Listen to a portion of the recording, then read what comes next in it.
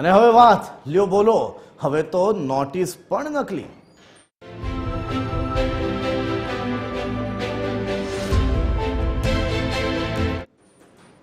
સુરતમાંથી હવે મહાનગરપાલિકાની નકલી નોટિસનો કિસ્સો સામે આવ્યો છે.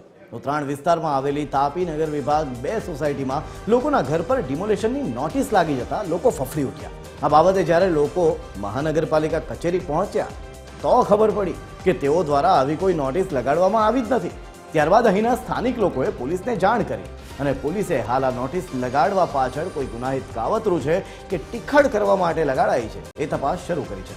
ઉત્તરાયણની તાપીનગર વિભાગ 2 સોસાયટીના રહીશો ત્યારે ચોંકી ગયા જ્યારે કોઈ અજાણ્યા શખ્સોએ સોસાયટીની અનેક ઘરોની દિવાલો પર નકલી ડિમોલેશનની નોટિસો લગાડી હતી. આ નોટિસમાં લખાયું હતું કે તાપી કિનારે ડિમોલેશન માટે પાડા અને વોકવે ગાર્ડનના પાસ થવાથી દિન 3 મહિનાનો સમય આપવામાં આવે છે અને દરેક ગલીમાંથી 5-5 ઘરો હટાવવામાં આવશે.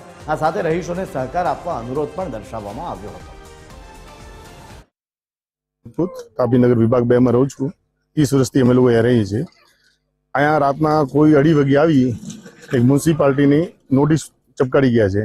એમાં લખેલું છે કે 5-5 મકાન દરેક ગલીમાંથી ખાલી કરવાના છે, એની જગ્યાએ અમે ગાર્ડન ઊભું કરવાનું છે. તો અહીંયા જે માણસ રહે છે એ બધા સામાન્ય જાતના માણસ રહે છે. કોઈ મુઝમ્સ ખાતામાં કામ કરે, કોઈ જરીમાં કામ કરે, કોઈ બકાલું વેચે છે, કોઈ કડિયા કામ કરે છે.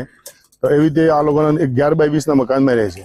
આ લોકો કોઈ બિલ્ડરનું કાવતરું હોય, ગમે તેનું કોઈનું કાવતરું હોય તો ભયનો મોલ ઊભો કરી દીધો છે.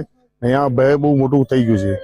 તો અમે મ્યુનિસિપાલિટી જાણ કરતા કે મ્યુનિસિપાલિટી આવી કહી ગયા કે અમારી કોઈ એવી નોટિસ મોકલાવી નથી, બરાબર, તમે પોલીસ ફરિયાદ કરો. પોલીસ ફરિયાદ મેં કીધી છે, સાહેબ અમારી ફરિયાદ લઈ લીધી.